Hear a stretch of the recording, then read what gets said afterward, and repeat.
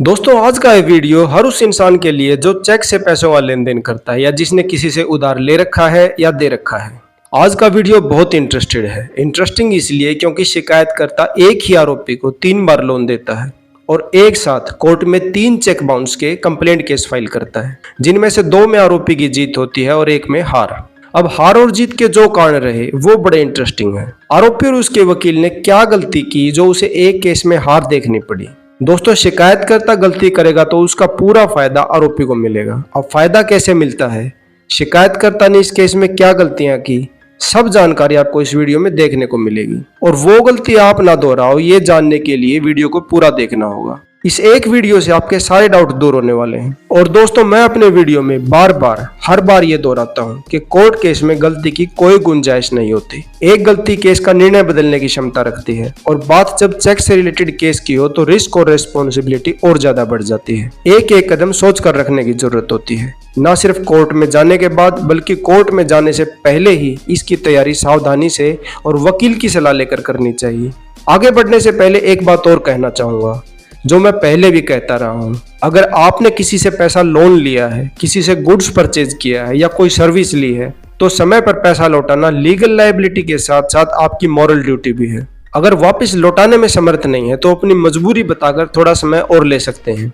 यकीन मानिए वो इंसान जिसने पहले भी आप पर भरोसा दिखाकर आपकी हेल्प की थी वो आपकी मजबूरी को समझेगा और आगे भी आपकी सहायता के लिए आपके साथ खड़ा रहेगा। लेकिन पैसा लौटाने से मना करना, धोखा करना, लड़ाई झगड़ा करना गलत है। ये मत सोचिए कि एक बार किसी से चीट करके जीवन भर के लिए आपका काम चल जाएगा। ऐसा करने वाला व्यक्ति कभी बुरे वक्त से बाहर नहीं निकलता। जो बांटोगे आपको भी रिटर्न में वही मिलेगा और 2 गुना होकर मिलेगा, अब वो चाहे बेईमानी हो या ईमानदारी। अब वापिस आते हैं टॉपिक पर और बात करते हैं केस के बारे में। तो पूरे एपिसोड की शुरुआत होती है 2015 में। According to complaint check holder शिकायतकर्ता का कहना था कि उसके और आरोपी के फ्रेंडली रिलेशन थे, विजिटिंग टर्म थे, मतलब कि एक दूसरे घर आना जाना था। इसलिए आरोपी के मांगने पर वह आरोपी को 1 अगस्त 2015 को 4 लाख रुपया लोन देता है in the presence of witness, गवाहों की उपस्थिति में। और कब तक के लिए देता है, 31 मार्च 2016 तक के लिए। लेकिन शिकायतकर्ता ना अपनी कंप्लेंट में ना अपने डिमांड नोटिस में कहीं भी किसी भी गवाह का नाम नहीं लिखता कि लोन किस गवाह के सामने दिया गया था।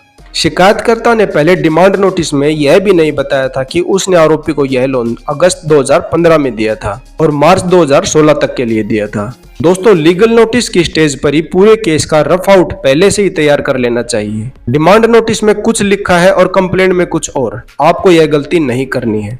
इससे तो यह पता चलता है कि यह सारी कहानी झूठी है, सोच समझकर तैयार की गई है। डिमांड नोटिस में तो आप कोई डेट मेंशन करते नहीं, फिर जब कोर्ट में कंप्लेंट केस फाइल करने की बारी आती है तो आपको अचानक से सारी डेट याद आने लगती है, कब लोन दिया था, कब तक दिया था। आपको इस बात का विशेष ध्यान रखना है कि आपकी स्टोरी चाहे वो सच हो या झूठ, आपके डिमांड नोटिस में, कंप्लेंट में, एविडेंस एफिडेविट में एक जैसी होनी चाहिए। अब वापिस आते हैं फैक्ट्स पर।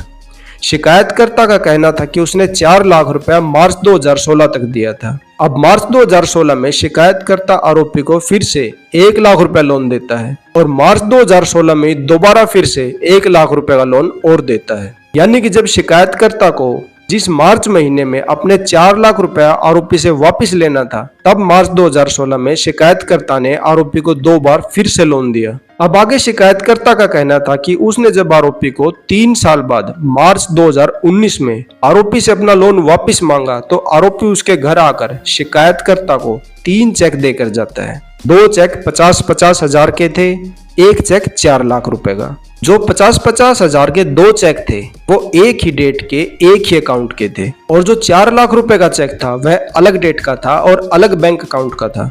अब दोस्तों यहाँ सोचने वाली बात यह है कि आरोपी को एक ही तारीख के एक ही अकाउंट के 50-50 हजार के 2 चेक देने की क्या जरूरत थी। वहां 1 लाख रुपए का एक चेक भी दिया जा सकता था क्योंकि पैसा तो एक ही दिन एक ही अकाउंट से निकलना था।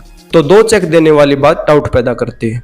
अब शिकायतकर्ता एक 50 हजार वाला चेक और 4 लाख रुपए वाला चेक एक साथ एक ही डेट को इनकैशमेंट के लिए बैंक में प्रेजेंट करता है। जो 19 अप्रैल 2019 को बैंक दोनों चेक रिटर्न कर देता है।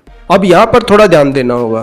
बैंक ने 19 अप्रैल 2019 को चेक डिसऑनर होने की सूचना दी, तो अब शिकायतकर्ता के पास 30 दिन का समय था कि वह आरोपी को 30 दिनों के अंदर अंदर डिमांड नोटिस दे। लेकिन शिकायतकर्ता 20 मई 2019 को legal notice by registered post serve करता है, जो 30 दिन के लिमिटेशन पीरियड को एक्सीड करता था। यहाँ पर मैं यह गलती पूरी तरह से उनके वकील साहब की मानता हूँ, क्योंकि इन टेक्निकल इश्यूज की नॉलेज और इम्पोर्टेंस वकील को ही पता होती है। अब 50,000 का जो तीसरा चेक था वो लिमिटेशन पीरियड की सभी शर्तों को पूरा करता था। डिमांड नोटिस की सर्विस करने के बाद आरोपी के पास लोन को चुकाने का 15 दिन का समय होता है, और 15 दिन में पैसा नहीं लौटाया जाता तो कॉज ऑफ एक्शन अराइज होता है, और 15 दिन जिस डेट को कंप्लीट होंगे उस डेट से 30 दिन के अंदर अंदर कोर्ट में कंप्लेंट फाइल कर दी जानी चाहिए। शिकायतकर्ता 15 जून 2019 को एक साथ तीनों चेक की अलग अलग कंप्लेंट कोर्ट में फाइल करता है। दोस्तों, अब यहाँ पर ध्यान देने वाली एक बात और थी, जिसका शिकायतकर्ता को भी ध्यान रखना चाहिए था और वकील साहब को भी। अमाउंट देने वाला एक ही व्यक्ति, अमाउंट लेने वाला भी एक ही व्यक्ति, तीनों चेक एक साथ दिए गए, तीनों चेक के अलग अलग डिमांड नोटिस भी एक ही तारीख को भेजे गए, और इन तीनों चेक के कंप्लेंट केस भी कोर्ट में एक साथ फाइल किए गए। लेकिन किसी भी कंप्लेंट में दूसरे दो चेक के बारे में कोई डिटेल नहीं थी। तो दोस्तों, यहाँ तक शिकायतकर्ता की जो कमियां मुझे नजर आई वो ये थी। पहला, लीगल नोटिस और कंप्लेंट के फैक्ट्स में डिफरेंस, लोन अमाउंट दिए जाने की डेट, लोन किसके सामने दिया गया उस विटनेस का नाम। लेकिन दोस्तों, इन माइनर गलतियों पर आपके मुकदमे की हार जीत डिपेंड नहीं करती। इन गलतियों को कोर्ट अनदेखा भी कर सकता है। जो गलती भारी पड़ सकती है वो है लिमिटेशन पीरियड के बाहर नोटिस की सर्विस और किसी भी कंप्लेंट में दूसरे चेक की डिटेल को मेंशन ना करना। इसके अलावा शिकायतकर्ता 4 लाख अमाउंट से रिलेटेड आरोपी का एक एग्रीमेंट एग्जिबिट कोर्ट में पेश करता है, जिस पर आरोपी के, शिकायतकर्ता के और एक गवाह के हस्ताक्षर भी थे। लेकिन आरोपी का डिफेंस था कि उसने कभी किसी के साथ कोई एग्रीमेंट नहीं किया, ना किसी से लोन लिया, ना कभी किसी को कोई चेक इशू किया, और ना ही चेक पर उसके हस्ताक्षर हैं। एग्रीमेंट में भी वही सब लिखा था जो कंप्लेंट में था। जैसे आरोपी ने 4 लाख लिए, गवाह के सामने लिए, मार्च 2016 तक लिए। लेकिन ये एग्रीमेंट ना तो सर्टिफाइड था, ना अटेस्टेड था, और ना ही कहीं पर रजिस्टर्ड करवाया गया था। और लोन दिए जाने की जो तारीख बताई गई थी, ये एग्रीमेंट उसके बाद की डेट में तैयार करवाया गया था। अब ये डॉक्यूमेंट कब तैयार करवाया गया, कहाँ तैयार करवाया गया, किसकी प्रेजेंस में करवाया गया, ये तभी प्रूव हो सकता था जब ये रजिस्टर्ड करवाया जाता। अब बात करते हैं कंप्लेनेंट के क्रॉस एग्जामिनेशन की। जब शिकायतकर्ता से जिरह की जाती है तो उसका कहना था कि उसकी फाइनेंशियल कंडीशन बहुत अच्छी है, 10-20 लाख रुपए हर समय उसके घर पर मौजूद रहते हैं। दोस्तों, मैंने शिकायतकर्ता से जिरह में पूछा कि आपने 4 लाख रुपए मार्च 2016 तक दिए थे, क्या आपने मार्च 2016 में आरोपी से अपना पैसा वापस लौटाने की डिमांड की थी? तो शिकायतकर्ता का कहना था कि हाँ, मैंने मार्च 2016 में आरोपी से अपना 4 लाख रुपए वापस लौटाने को कहा था, लेकिन उसने नहीं दिया। अब आगे शिकायतकर्ता से मैंने पूछा कि आरोपी को पहले दिया हुआ लोन तो वापस मिला नहीं, आपने उसे 2 लाख रुपए और लोन दे दिया, वो भी बिना किसी लिखा पढ़ी के, बिना किसी गवाह के। शिकायतकर्ता बोला हाँ दे दिया, आरोपी ने मांगा, मैंने दे दिया। नेक्स्ट क्वेश्चन, क्या आप आरोपी की पत्नी को जानते हो, कभी देखा है उसे? शिकायतकर्ता बोला नहीं, मैंने आरोपी की पत्नी को आज तक नहीं देखा, ना मैं कभी उससे मिला हूँ। नेक्स्ट क्वेश्चन, क्या आरोपी की पत्नी ने कभी आपसे कोई लोन की डिमांड की थी, आपसे लोन मांगा था, या आपने कभी आरोपी की पत्नी को कोई लोन दिया था? शिकायतकर्ता बोला नहीं, मैंने उसे कभी कोई लोन नहीं दिया। दोस्तों, ऐसा मैंने इसलिए पूछा क्योंकि जो 4 लाख रुपए का चेक था वह आरोपी और उसकी पत्नी के ज्वाइंट अकाउंट का चेक था। चेक पर आरोपी और उसकी पत्नी दोनों के हस्ताक्षर थे। अब आगे मैंने पूछा, क्या आप कभी आरोपी के घर गए हो, आरोपी का एड्रेस जानते हो? शिकायतकर्ता बोला नहीं, मैं कभी भी आरोपी के घर नहीं गया। नेक्स्ट क्वेश्चन, क्या आपके आरोपी से पारिवारिक संबंध हैं? शिकायतकर्ता कहता है नहीं, मेरे आरोपी से कोई पारिवारिक संबंध नहीं है। नेक्स्ट क्वेश्चन, आपने ये जो एग्रीमेंट कोर्ट में पेश किया है, क्या वो आपने तैयार करवाया है? शिकायतकर्ता बोला नहीं, ये आरोपी ने ही मुझे दिया था। अब आगे मैंने पूछा, एग्रीमेंट में जो गवाह है, जिसके सामने आप कहते हो कि आपने पैसा दिया था, उसे आपने केस में गवाह की सूची में भी शामिल नहीं किया है, क्या आप उसे विटनेस बॉक्स में ला सकते हो? शिकायतकर्ता बोला हाँ, मैं उसे बुला सकता हूँ। लेकिन दोस्तों, केस के अंत तक शिकायतकर्ता उसे नहीं बुला पाया, ना ही उसकी कोर्ट में विटनेस करवा पाया। अब आगे मैंने पूछा, जब आपने आरोपी को लोन दिया था तब वहां और कौन कौन मौजूद था? शिकायतकर्ता का कहना था कि वहां सिर्फ हम दोनों थे, मैं और आरोपी, हमारे अलावा वहां कोई और मौजूद नहीं था। नेक्स्ट क्वेश्चन, पैसा कहां दिया गया? तो शिकायतकर्ता का कहना था कि आरोपी मेरे घर पैसा मांगने आया था, मैंने आरोपी को घर से बाहर लाकर दिया था। नेक्स्ट क्वेश्चन, आप आरोपी को कैसे जानते हो? शिकायतकर्ता कहता है कि हम अक्सर टी स्टॉल पर ही मिलते थे। तो दोस्तों ये जीरे के कुछ सवाल थे, इनसे आपको भी काफी कुछ समझ आ चुका होगा कि कंप्लेंट के फैक्ट्स क्या थे और शिकायतकर्ता ने यहाँ क्या बताया। अब बात आती है फाइनल आर्गुमेंट की।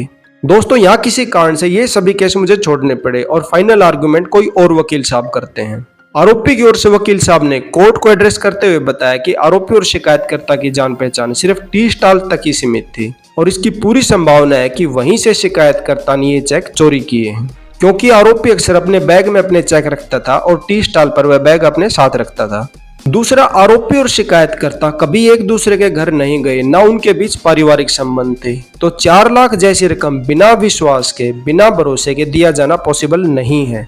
चेक पर जो हस्ताक्षर हैं वो भी आरोपी के नहीं है। ना कभी आरोपी ने शिकायतकर्ता से लोन लिया, ना कभी ये चेक इशू किए।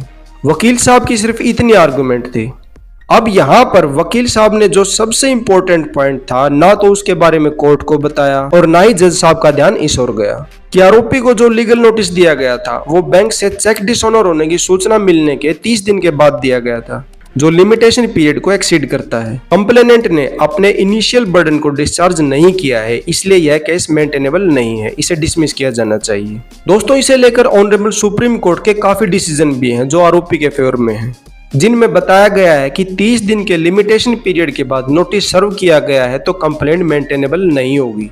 दूसरा, आरोपी के खिलाफ 3 केस हैं, लेकिन किसी भी केस में दूसरे चेक के बारे में कोई डिटेल नहीं बताई गई है, उसे छुपाया गया है। थर्ड पॉइंट जो है, शिकायतकर्ता ने जिसे विटनेस बनाया है कि मैंने इस व्यक्ति के सामने आरोपी को 4 लाख रुपए दिए हैं, वह वही टी स्टॉल का मालिक है जहां पर दोनों चाय पीने जाते थे और शिकायतकर्ता उसकी कोर्ट में विटनेस कराने में भी असफल रहा था। नेक्स्ट पॉइंट, शिकायतकर्ता ने अपनी कंप्लेंट में बताया है कि उसने पैसा विटनेस के सामने दिया, जबकि वह अपने क्रॉस एग्जामिनेशन में यह खुद एडमिट कर चुका है कि उसने पैसा घर से बाहर ला कर दिया था। तब वहां पर मैं और आरोपी दोनों अकेले ही थे, वहां और कोई व्यक्ति मौजूद नहीं था। दूसरा, यह लॉजिक कि पैसा घर से बाहर ला कर दिया गया कुछ हजम होने वाला नहीं है, क्योंकि पैसा अक्सर लोग घर के अंदर बैठ कर देते हैं और यहाँ तो 4 लाख रुपए की बात चल रही है, रकम भी बड़ी है, तो बाहर लाकर देने की क्या जरूरत थी। शिकायतकर्ता आरोपी को अपने घर के अंदर बैठाकर भी अपने परिवार की प्रेजेंस में आरोपी को यह पैसा दे सकता था। अब बचा एग्रीमेंट जो रजिस्टर्ड नहीं था, उसकी ऑथेंटिसिटी पर कैसे ट्रस्ट किया जा सकता है। दोस्तों ऐसे काफी सारे पॉइंट थे जो यह दिखाते हैं कि फैक्ट्स फैब्रिकेटेड थे, मनगढ़ंत थे, सोच समझकर सारी कहानी तैयार की गई है। लेकिन ना तो वकील साहब ने जज साहब को यह बताया और ना ही जज साहब का ध्यान इस ओर गया। फाइनली डिसीजन कंप्लेनेंट के फेवर में आता है और आरोपी को 1 साल की सजा सुनाई जाती है, लेकिन दूसरे 2 केसेस में आरोपी को बरी कर दिया जाता है। दोस्तों केस में हार जीत चलती रहती है, केस का फैसला जो भी रहा हो, लेकिन कोर्ट को सभी फैक्ट्स से वेल इन्फॉर्म किया जाना जरूरी है। दोस्तों आरोपी की 2 केस में जीत और 1 में हार कहां तक जायज है, आपको क्या लगता है? कमेंट बॉक्स में जरूर बताएं।